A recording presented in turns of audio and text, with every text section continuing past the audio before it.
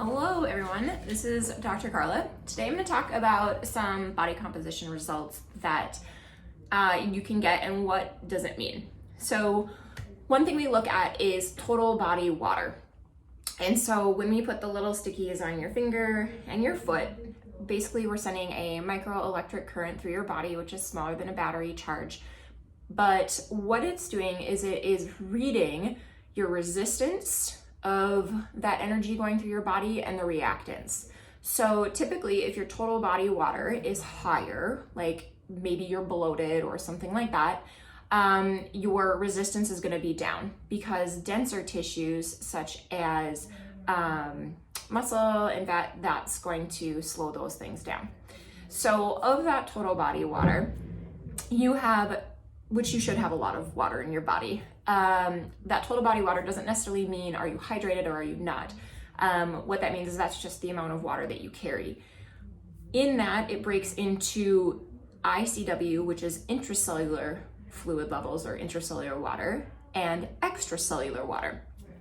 So general rule of thumb is you do want a little bit more fluid inside your cells than outside your cells.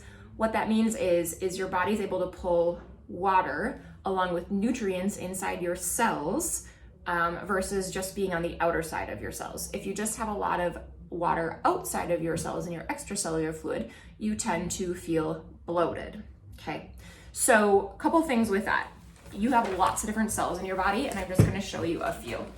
So in this page, there's lung tissue, fat tissue, liver tissue, but let's just generally look at some of these cells. So inside of a cell would be inside, and then the outside would be what would be considered the extracellular fluid. Same thing goes for the liver. The cell would be this initial thing here, and there would be fluid extracellularly. Other tissues, looks heavy.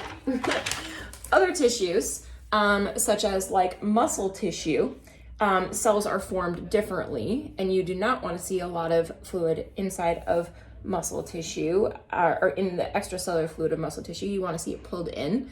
So you think about creatine pulling water inside your cells, muscle hypertrophy, there you go.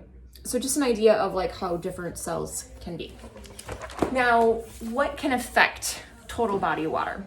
What makes you retain? So let's just talk humans in general.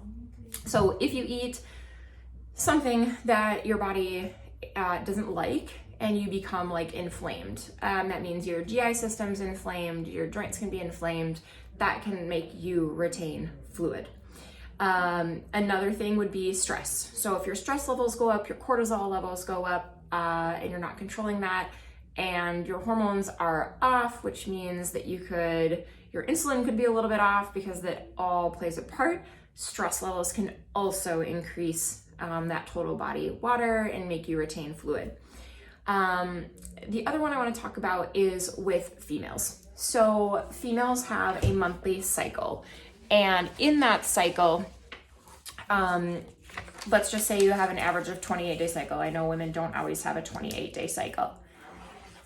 So in the middle of that, the middle would be like dayish 14 of ovulation when you can be fertile. There's usually a phase at the end of that cycle, whether it's 3 days, 5 days, 7 days, when women menstruate, their body tends to retain more fluid. You increase blood volume during that time, and you will tend to retain fluid or be more bloated. So if you do a body composition during that time, know that that is something that can happen. Women are all different on how all their hormones fluctuate. Again, hormonally, stress, your cycle, it all can affect how much your body retains in fluids. So just note that those are some things that affect your total body water, intra and extracellular fluid levels on body composition tests.